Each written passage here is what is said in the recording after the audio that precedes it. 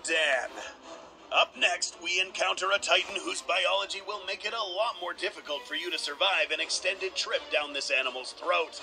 Now, if you know anything about this monster, you will recall that this creature can thrive in superheated biomes, and as far as being biologically volcanic in terms of anatomical composition. Yes, the big angry bird's temperature skyrockets above the previous Titans, matching the temperatures seen inside volcanoes. Well, how hot are these?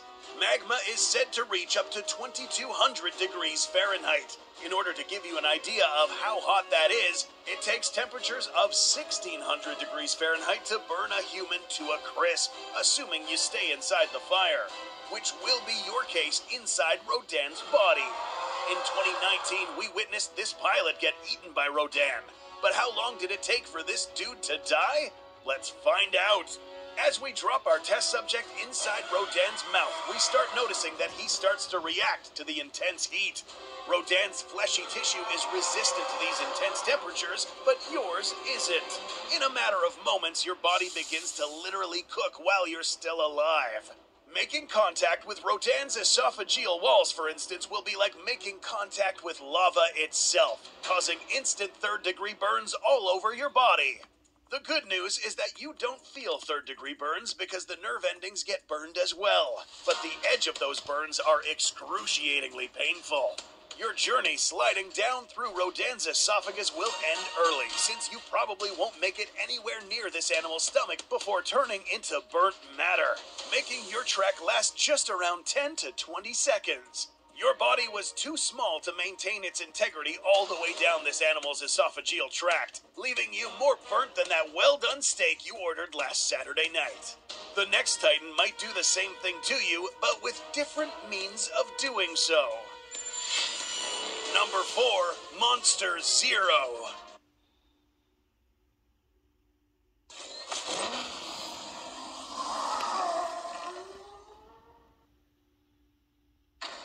How many pedophiles you caught? 288. How many kids you found? Number 4, Monster Zero.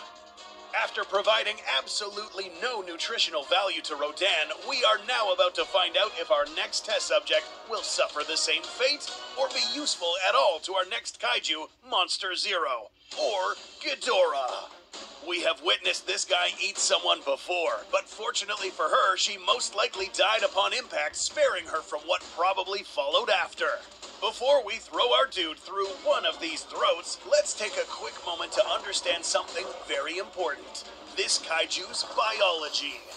The composition of this kaiju has lots of traces of aurum, or gold, and it just so happens that this material is a perfect conductor of electricity. In addition to that, it is said that this kaiju had electroreceptor molecular biology, transferring currents everywhere. This is seen in how electricity seems to make its way throughout all parts of this creature's body. Consequently, it is only feasible to think that someone dropped inside the mouth of Ghidorah would only survive for a few seconds before succumbing to the energy levels running through his body. Almost as if every surface of this animal's esophageal tract was a taser, meaning that any muscles would contract all at once, and the heart stopped as a result of the excess in electricity. And in some cases, people who are exposed to shocks like these will sometimes urinate or even defecate themselves in the process. We'd like to think that your roller coaster journey through this tract will last no more than around 5 seconds.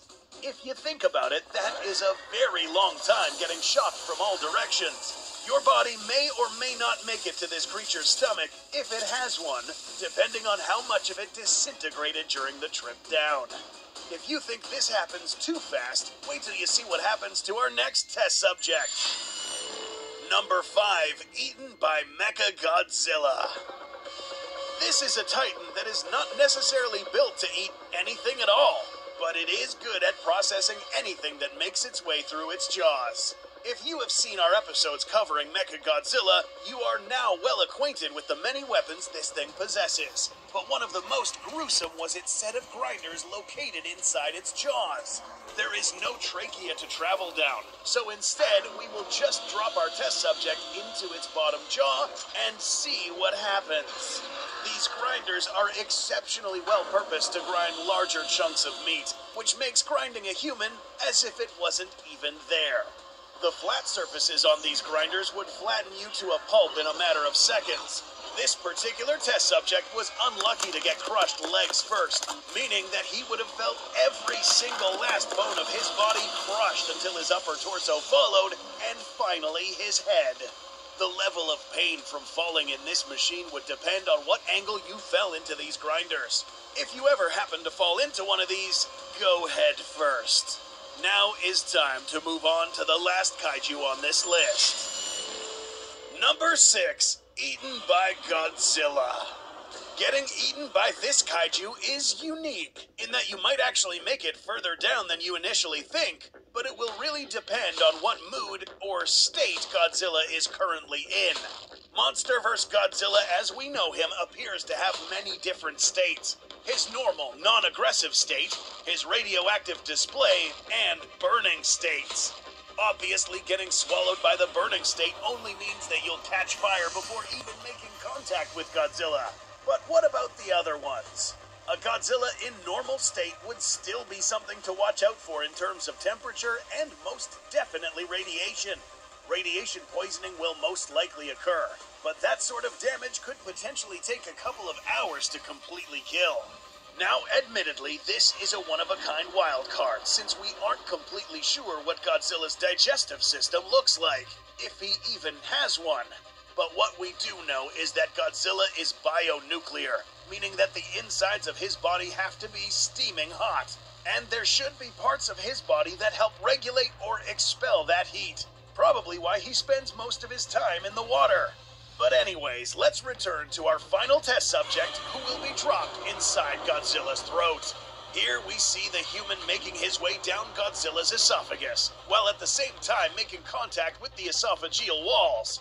How hot is this place? A good reference is to compare it to the temperature of an organic-cooled heavy water moderated reactor, which can reach temperatures of up to 752 to 1004 degrees Fahrenheit.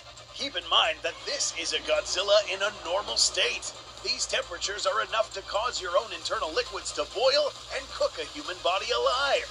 This, unfortunately, would be a gradual process. After a few seconds, your organs, including your brain, will fail to function. Your blistered body will have made it to the next stage of this animal's esophageal tract. Whatever that may be. A stomach full of acid, a gizzard full of bionuclear flammable material, who knows? What is certain is that no human will survive. Are there other titans out there that could provide our test subjects with a more gruesome experience? Let us know what you think in the comments section. For more content on your favorite kaiju and crazy science fiction what-if scenarios, please take a moment to like, subscribe, and support the channel by checking out our merch store by clicking on the